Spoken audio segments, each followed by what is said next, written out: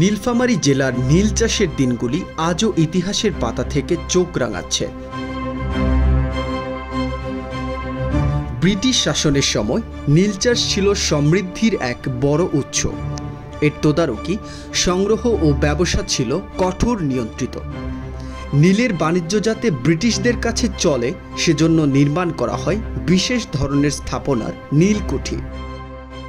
নীলকুঠিগুলো মূলত ব্যবহৃত হতো চাষিদের উপর নজরদারি, সংগ্রহকৃত নীল সংরক্ষণ এবং বাণিজ্যিক কাজে।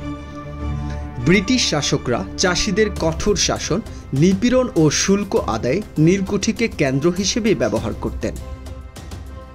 এই কুঠিগুলোতে দাঁড়িয়ে এখনও তাৎপর্যপূর্ণ নিঃশব্দের মাধ্যমে ইতিহাস আমাদের স্মরণ করায় যে কিভাবে কৃষকরা কঠোর পরিশ্রমের বিনিময়ে তাদের জীবন সংগ্রাম চালাতেন।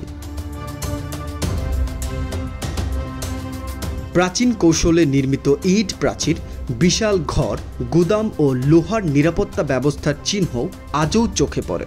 প্রতিটি নীলকুঠি শুধু প্রাচীন স্থাপত্যই নয়, বরং ব্রিটিশ শাসনের নীল চাষ সংক্রান্ত নিপীড়নের প্রতীক। নীলকুঠিগুলো পর্যটক, ইতিহাসপ্রেমী ও গবেষকদের জন্য গুরুত্বপূর্ণ কেন্দ্র।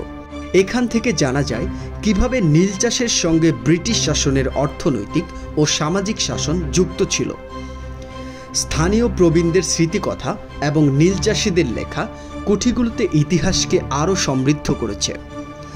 নীলকুঠি শুধু ইট ও কাঠের নির্মাণ নয়, এটি ইতিহাসের এক জীবন্ত সাক্ষ্য, যা প্রমাণ করে অতীতের সংগ্রাম ও নিপীড়নের ছায়া এখনও জীবন্ত। নীলফামারীর এই ঐতিহ্য আমরা রক্ষা করি শুধু স্থাপত্যের জন্য নয়, তা আমাদের অতীতের শিক্ষা এবং কৃষকদের সংগ্রামের গর্বের প্রতীক।